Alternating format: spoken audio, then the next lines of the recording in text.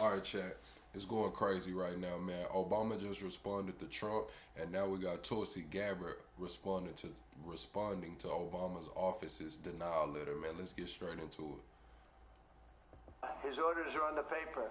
The papers are signed. The papers came right out of their office. They sent everything to be highly classified. Well, the highly classified's been released, and what they did in 2016 and in 2020 is very criminal. It's criminal at the highest level. President Trump today calling out former President Obama after... So yeah, Trump was at the White House and he called Obama, said the orders came directly from over there. Obama signed off on them, so that's grounds for treason. Obama came out, basically doubled down on it and said, hey, look, Russia didn't affect the voters, but they tried. They did try to manipulate it. So he's doubling down. Let's see what Tulsi Gabbard says. I expected Obama, I guess he couldn't deny it. I didn't know. I didn't expect him to double down, but I guess shit, that was the only option.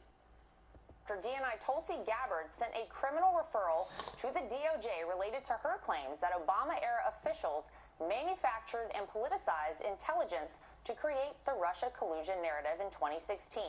Intelligence that those officials have said they had great confidence in.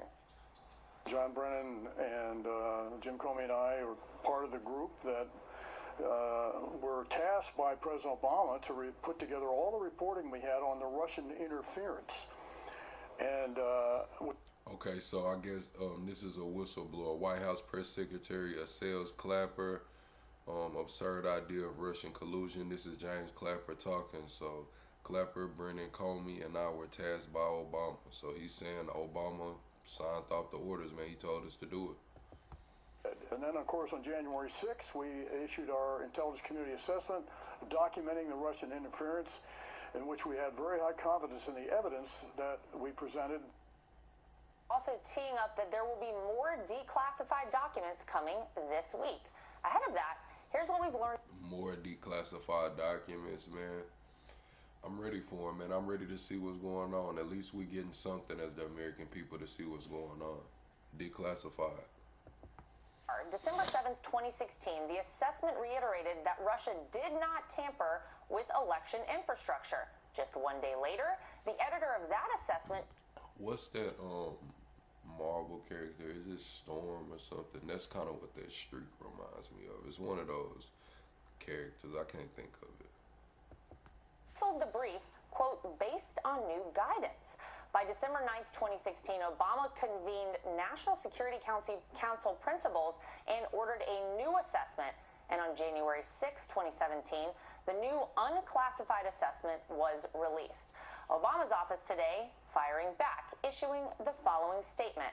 Out of respect for the office of the presidency, our office does not normally dignify the constant nonsense and misinformation flowing out of this White House with a response. But these claims are outrageous enough to merit one. These bizarre allegations are ridiculous and a weak attempt at distraction. Nothing in the document issued last week undercuts the widely accepted conclusion that Russia worked to influence the 2016 presidential election but did not successfully manipulate any votes. These findings were affirmed in a 2020 report by the bipartisan Senate Intelligence Committee led by then-Chairman Marco Rubio.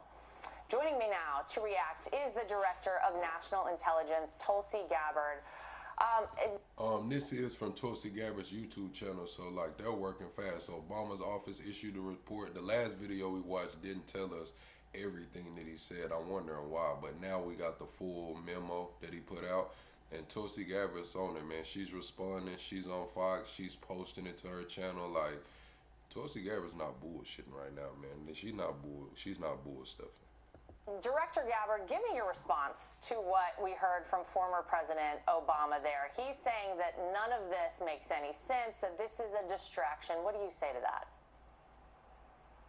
It's the art of deflection coming from former President Obama as well as his friends who are still in Congress today, and Senator Warner and Congressman Jim Himes, really all basically saying that exact same statement, which doesn't actually address the issue that was revealed in great detail in the over 100 documents that we released last week and the documents that we will be releasing later this week that point to the undeniable fact that you laid out in your introduction to this segment, is that the intelligence community had one assessment.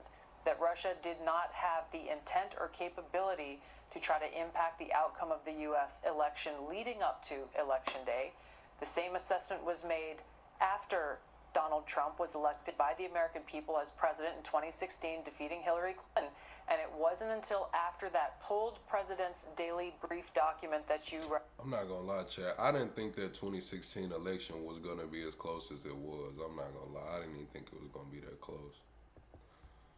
That the Principals Committee was called in the National Security Council, and President Obama then directed Obama's ODNI, DNI James Clapper, to lead the effort to create this new intelligence community assessment that detailed not if, but how Moscow attempted to influence the outcome of the U.S. election. So this is the thing that I think people should pay attention to, is neither the message from President Obama's office, neither the statements coming from Democrats in Congress today and their friends in the propaganda media, none of them are addressing this fact that there was a shift, a 180-degree shift from the intelligence community's assessment leading up to the election to the one that President Obama directed be produced after Donald Trump won the election, that completely contradicted those assessments that had come previously. The second thing I want to address that's very important, Laura, is that you in the clip that you played, you saw... I think they are nitpicking, but it's important. If he did something that was, treasonous, I mean, hey, he got to be held accountable. We got to at least see what's going on with it. But if it wasn't treasonous, then it wasn't. Like I said before on the live, it's kind of perception versus perspective. It's perception versus perspective. But he probably felt like he wasn't doing nothing wrong at the time, or maybe he did feel like he was doing something wrong. Y'all let me know down in the comments. Do y'all think Obama thought at the time what he was doing, putting this committee on it, was absolutely wrong and could be considered treasonous, or do you not? John Brennan, James Clapper, James Comey stated with high confidence this January intelligence community assessment that they drafted at the direction of President Obama. The fact is that they used already discredited information like the Steele dossier. They knew it was discredited at that time, yet they used it as a source for this document that they claim to have high confidence in.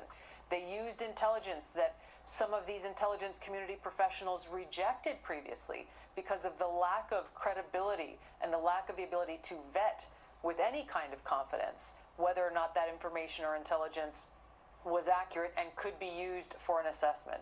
There's a long laundry list of facts and intelligence reporting that directly contradict the statement coming from President Obama's office and those who are trying to deflect away from what actually happened, which was after Donald Trump was elected, led by President Obama, there was an effort to create a document that would serve as a foundation for what would be a years-long coup against President Trump.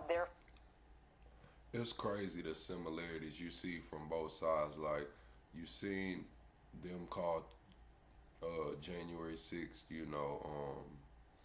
an attempted coup. You seen them call Kamala's election campaign a coup. Now you see them calling this Russia hoax a coup. They arrested Trump, charged him, raided his home. I think they're going to try to arrest Obama and raid his home as well. It's just crazy, the similarities that you see, Chad. Let me know in the comments if y'all think that I might be on to something. Therefore, trying to subvert the will of the American people who sent him to the White House in 2016. Well, it's amazing that you are now releasing all of this. And Tulsi, I have to tell you, for those of us who lived through it, thank you. I think it's great that we're getting this information out. You say there is more information, there are more documents to be released. Anything you can tell us on that?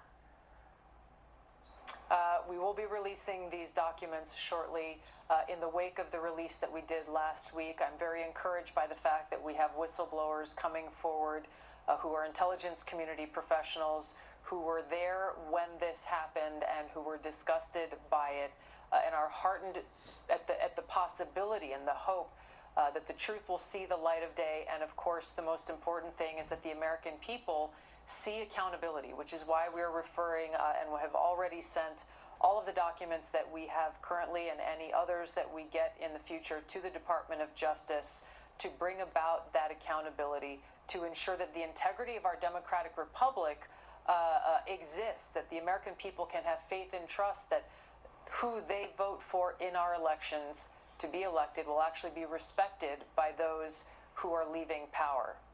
Amen to that. Well, Director Tulsi Gabbard, thank you so much. This is crazy seeing the shoe on the other foot, man. I remember hearing this exact same talking point after January 6th, respecting the person that the people elected to run the country. This is crazy.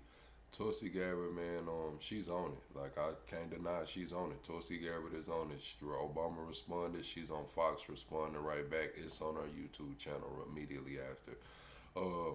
We do have memberships available that get you access to 250 past live streams, soon to be 300. You get some cool emojis. If you join the Discord, you can have the community's input on the new emojis. We bring 2 new emojis to the platform every week, so become a member, join the Discord, and, you know, get some input on the emojis. We will be going live in a little bit. Later.